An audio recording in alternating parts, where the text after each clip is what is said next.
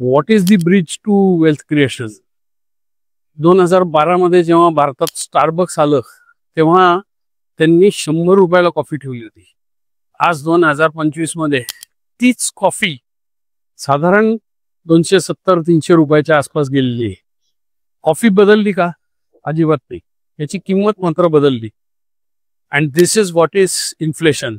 आपल्या रोजच्या वापरण्यातल्या ज्या गोष्टी आहेत त्याच्या किमती सातत्याने वाढत राहतात, पण आपले ॲसेट्स जर त्या प्रमाणात नाही वाढले, आपला पैसा जर त्या प्रमाणात नाही वाढला तर मात्र आपण मागे राहू शकतो. So the bridge to wealth creation flies above or goes above the water of inflation. You can see in the background. So तुमच्या पैशाला जर तुम्ही चालना नाही दिली, अशा ॲसेटमध्ये तुमचा पैसा नाही गुंतवला की जो इन्फ्लेशनला बीट करेल, तर तुम्ही मागे राहून जाल आणि तुमची बाईंग पॉवर कमी होत जाईल. त्यालाच आपण म्हणतो महागाई. आणि महागाई हा भस्मासूर आहे. त्यामुळे तुमचे पैसे अशा ॲसेट्समध्ये टाका जे ते इन्फ्लेशनपेक्षा जास्त असतील. मागच्या 40 वर्षाचा डेटा काढला तर भारतामध्ये 7% इन्फ्लेशन रेट आहे. मागच्या 40 वर्षात FD किंवा PPF किंवा पोस्ट अशा फिक्स्ड इन्कम इन्स्ट्रुमेंटनी 7%, 7.5-8% रेंजमध्ये रिटर्न्स दिलेत. म्हणजे फार पैसा वाढलेला नाहीये.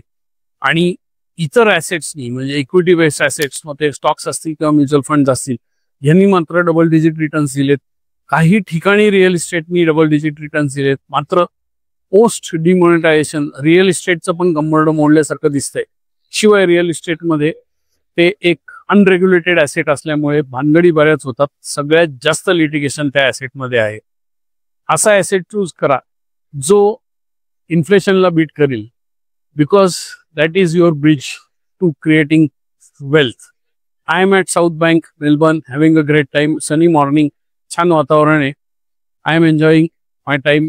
तुम्ही याचा विचार करा की तुम्ही इन्फ्लेशनला कसं बीट करणार आहात आणि कुठल्या ॲसेटमध्ये तुमचे पैसे टाकणार आहात जेणेकरून तो पैसा वाढेल आणि तुमची बाईंग पॉवर वाढेल. ते मला कॉमेंटमध्ये सांगा. Take care. Bye bye. Have an abundant life.